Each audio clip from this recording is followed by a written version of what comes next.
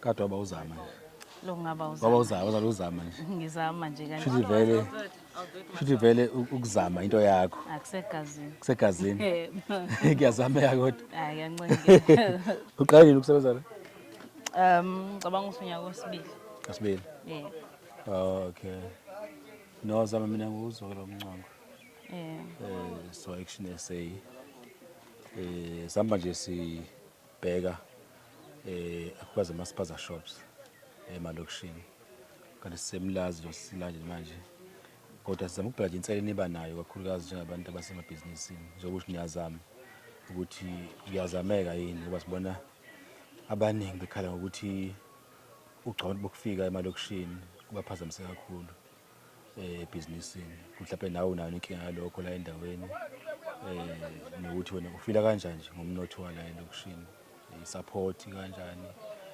Ninocabanga ukuthi nganisiza ukukhulisa amabhizinisi emalokishini ngoba siyakholwa ukuthi njoba nje uvule ispaza la nawe uyafisa ukusasa ukhule. Ngabe yini ofisa ukuthi yenzeke ukuze kushintshe izimo zokusebenza? Ngizoqala kule yabo kufika kakhulukazi ngoba iyona ethanda ukuthi ibenze imanyama. Pricing.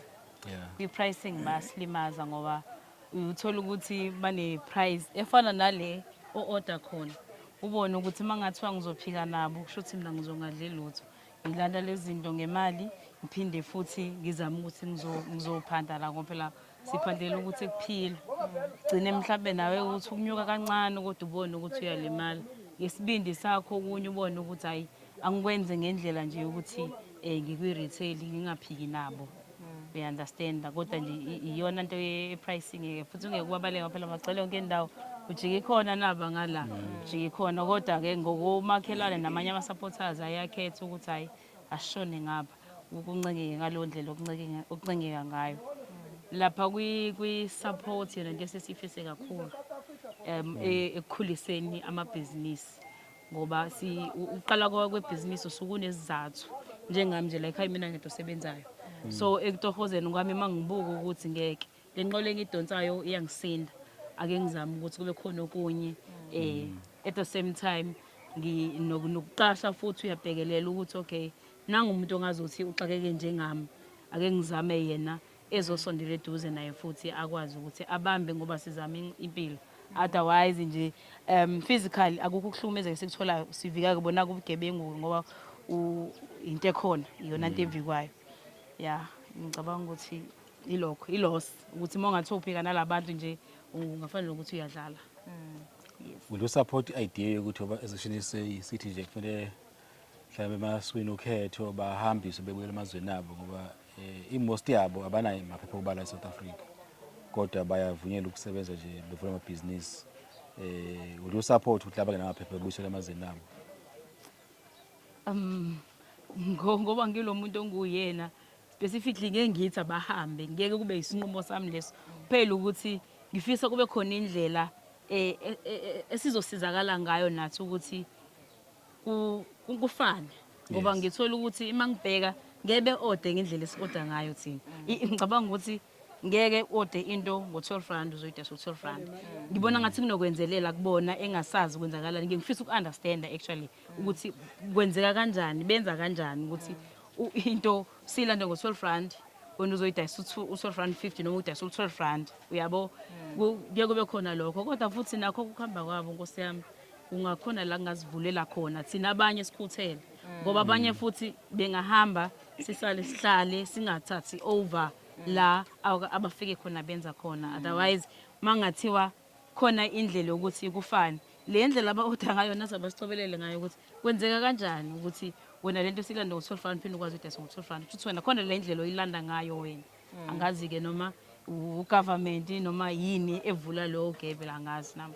Futhi basically leyo ukuthi bahlangana bona benze i-bulk buying awubothi ngasiza ukuthi mhlambe nala ezabosomabhizinisi abakhona elokishini nihlangane nibe into eyodwa ngoba into eyenzakalayo in the main bona banokuthi mabeyothenga behambe bethenge in bulk.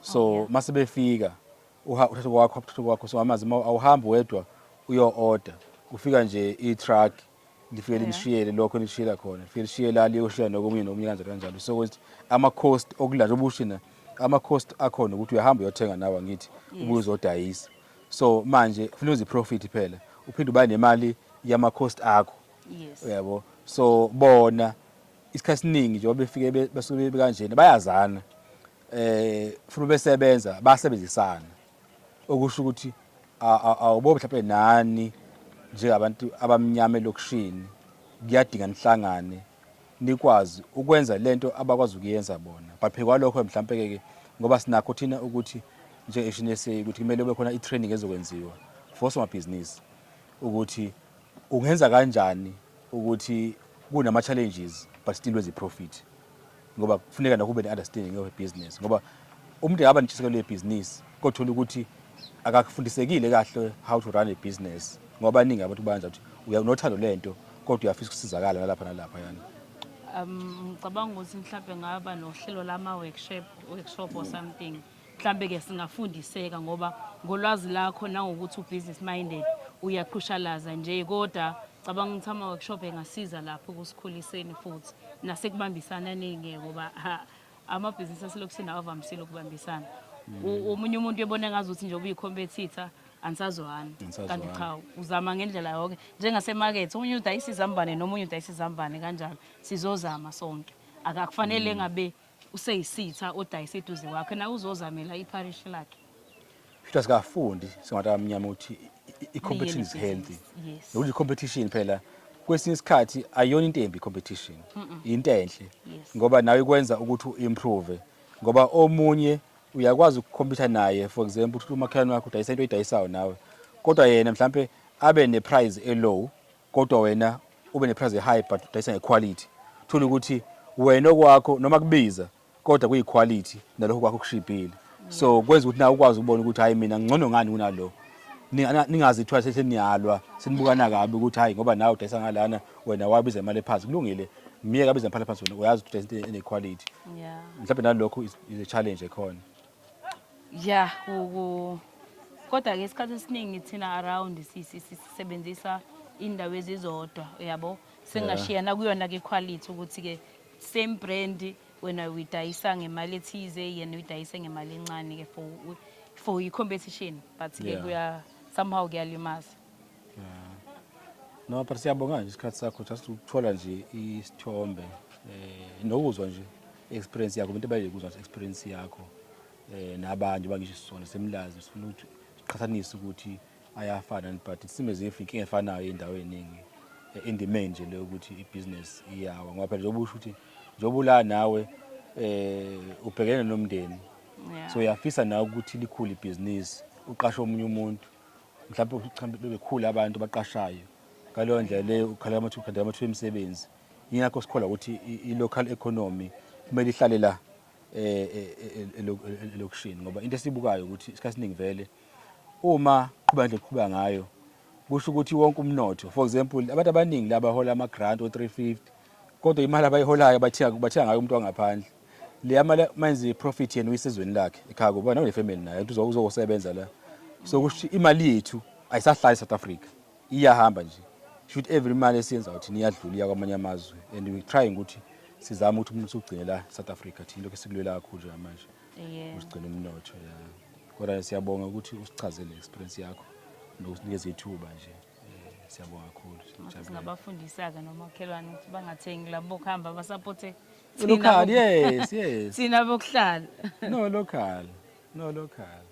no I think we must learn something kodwa ke pricing but you know what I'm glad I'm with Farouk is a Muslim and I'm going to say this Muslims are united. Exactly. He come from a united community.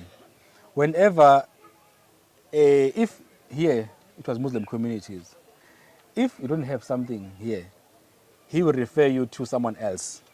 But Tina, we don't do that. Tina will never say and make a call. You know, Muslim, if you want something, they will call another shop. Hey, you've got this. They say, yes, I've got. Then they refer you to that person. Tina, we don't. Because we believe in siyalwa uma kune competition which I'm hoping ukuthi one day we'll break that cycle as abantu abamnyama, because I think this is a problem esinayo. Kungasiza kakhulu. The mindset. Yeah. Yeah, after seeing what she's got, I think from our side we want to do a 2,500 rand kickstart for her. She must come to our office. I'll give her a voucher where she go and pick up and fill her shop up. Give her a kickstart check. I appreciate Okay, it. so nika 2.5 to stock up, Yeah. and then ukwazi ukuqhubeka. Ngiyabonga kakhulu. I really appreciate it. Asithembe yokusiza ke nawe ke lokho. Yeah. Siyabonga. Siyabonga.